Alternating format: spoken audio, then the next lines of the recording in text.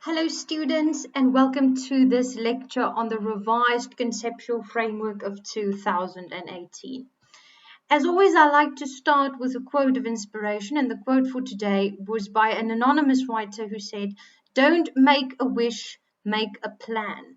So therefore we should not only dream, but we should set out definite action plans as to how we are going to reach our goals.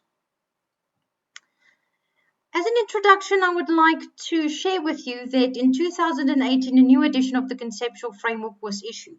So previously you have covered the Conceptual Framework, but I do have a feeling that that was the now outdated one. So there was a number of changes made to the Conceptual Framework, and among these are that there's now a new definition for an asset, there's a new definition for a liability, and they've also set out new recognition criteria for an asset and a liability based on the qualitative characteristics of accounting information. The foundational qualitative characteristics of accounting information consists of two aspects. The first one is the relevance of the information, and the second one is the faithful representation of the information. In terms of relevance, it means that there should be no uncertainty whether an element exists, and there should not be a low probability of an outflow or an inflow of economic benefits. When we talk about faithful representation, it means that there should be no uncertainty about how we can measure the element. So I've just made a summary to show you the revised definition versus the previous definition. So the previous definition said that an asset is a resource controlled by the entity due to past events and from which future economic benefits are expected to flow to the entity. In the revised definition, it says it is a present economic resource controlled by the entity as a result of past events, and an economic resource is a right that has the potential to produce economic benefits. So I've just broken down the new definition so that you can clearly understand. So if we talk about a present economic resource, as just stated, it is the right that can potentially produce an economic benefit. If we say controlled by the entity, this means that the entity has the ability to use the resource and to prevent others from using this resource.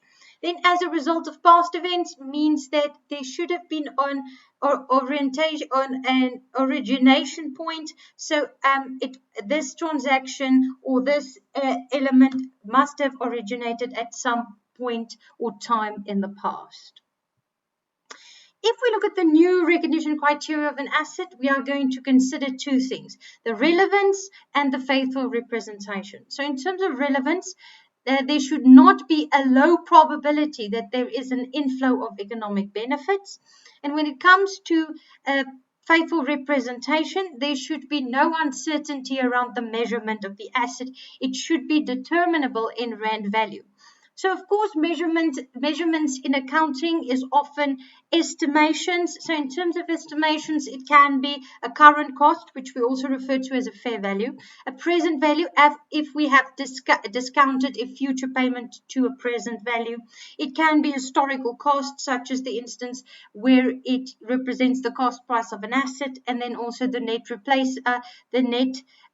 replacement value, which we also often find in IAS 2 when we value, or the net realizable value, which we find in IAS 2 in terms of your inventory. Then there's also a new definition of a liability. The previous definition was it is a present obligation of the entity arising from past events and the settlement of which is expected to result in an outflow from the entity of resources embodying economic benefits. Then the revised definition is a present obligation of the entity to transfer economic resources as a result of past events. An obligation is a duty of responsibility that the entity has no practical ability to avoid. Again, I've just broken down the new definition a bit. A present obligation, what does that mean? It is a duty or an obligation that the entity cannot avoid. To transfer economic benefits, payment of a cost in the form of an asset, this can be cash, for example, and then as a result of past events, again, this transaction originated at some time in the past. The recognition criteria of a liability is that it again needs to be representative of relevant information and also faithful representation. What does relevance mean? That there is not a low probability of outflow of economic benefits. And faithful representation means that there is no uncertainty with regard to measurement of the liability. Again, it can be an estimation in the form of current cost, present value, or historical cost. What about income and expenses? These definitions have not changed. They are the same as previous. So expenses are a decrease in economic benefits during an accounting period in the form of outflows of assets or incurrences of liabilities that do result in decreases in equity other than that relating to distributions to equity participants. And then the income definition also remains the same. It is increases in economic benefits during an accounting period in the form an inflow of assets or a decrease in liabilities that result in increases in equity other than that relating to contributions by equity participants. The recognition criteria of expenses and income have also remained the same. So it is still, the recognition criteria is still that it is probable that economic benefits will flow to or from the entity, and the value of the value of the, it should read element,